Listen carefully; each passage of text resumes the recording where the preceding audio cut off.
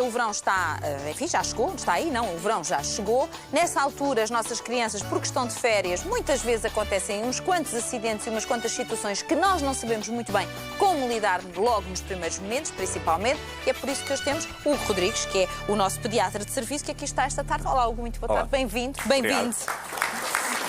Bem, para já deixa-me perguntar-te uma coisa, que é uma dúvida que muitas vezes, até como mãe, tenho.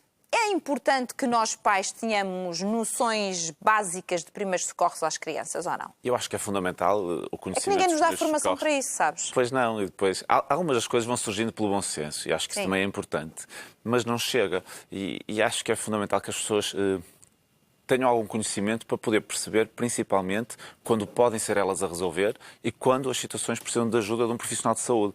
Porque essa distinção é importantíssima. Claro. O tempo pode contar, se forem situações mais graves um bocadinho, como também o contrário é verdade. Às vezes, situações banais que se podem resolver em casa, as pessoas vão para as urgências, sujeitas a apanhar lá algum vírus que vão não tinham. Vão com vírus, voltam com exatamente, a trazer alguma coisa que não tinham levado, não é? Exatamente, é isso mesmo. Este conhecimento acho que é muito importante, até porque se forem os pais e os cuidadores a tratar das crianças, elas ficam muito mais tranquilas do que se for um profissional de saúde. Portanto, acho que o saber não quer demais e nesta área em particular é bom que as pessoas tenham um conhecimento básico. Muito bem, as coisas básicas. Então vamos começar por aquilo que é mais simples, enfim, se calhar é o mais frequente que acontece nesta altura do verão. Cortes e arranhões. O que é que devemos fazer quando os nossos filhos cortam um arranhão? Os cortes e os arranhões geralmente não colocam grandes questões, a não ser que sejam cortes que sejam muito profundos, que sejam muito extensos.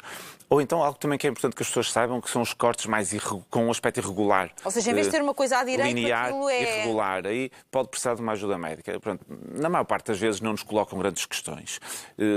Agora, quando são cortes realmente muito profundos, muito extensos ou irregulares, podem precisar de ser suturados. Quer isto dizer cozidos, traduzido por miúdos. Exatamente. E, portanto, aí precisam de uma observação médica para distinguir. Quer dizer, não precisa ser só o cozido. Há outras formas até. Há uns pensos que juntam. Stilts, não é? Steri-strip. É isso, tem um nome esquisito. Há uns pensozinhos e há umas colas até que se podem colocar. Onde já não é preciso andar de agulha a fazer ponto de cruz. Exatamente. Às vezes tem que ser, mas nem sempre. Portanto, quando são cortes assim, que haja a dúvida de que precisam de ser cozidos ou suturados, aí implica sempre uma observação médica. E depois, algo que pode surgir mais tardiamente, mas que as pessoas também devem estar atentas, qualquer lesão da nossa pele diminui a capacidade que nós temos de lutar contra a infecção, porque a pele é uma barreira natural e, portanto, aumentamos o risco de ter uma infecção. Okay. As pessoas devem conhecer os sinais de infecção em qualquer ferida, que são a zona ficar muito mais vermelha, mais quente, dolorosa, não a dor só do arranhão, mas uma dor até à volta da lesão e, se for mais evoluída, até deitar um bocadinho de pus. Portanto, quando temos estes sinais de infecção, as crianças também devem ser vistas. Quando não existe nada disto... O que é que fazemos? Imagina, há um corte ou há um arranhão que não tem as características que tu dizes. Primeira coisa é lavar com água corrente e um bocadinho de sabão. Tentar acalmar a criança e lavar sem esfregar, mas lavar, retirar as partículas que saiam facilmente. Se houver partículas que não saem facilmente, não se deve andar lá a mexer. Aí deve-se deixar para um profissional de saúde. Muito bem.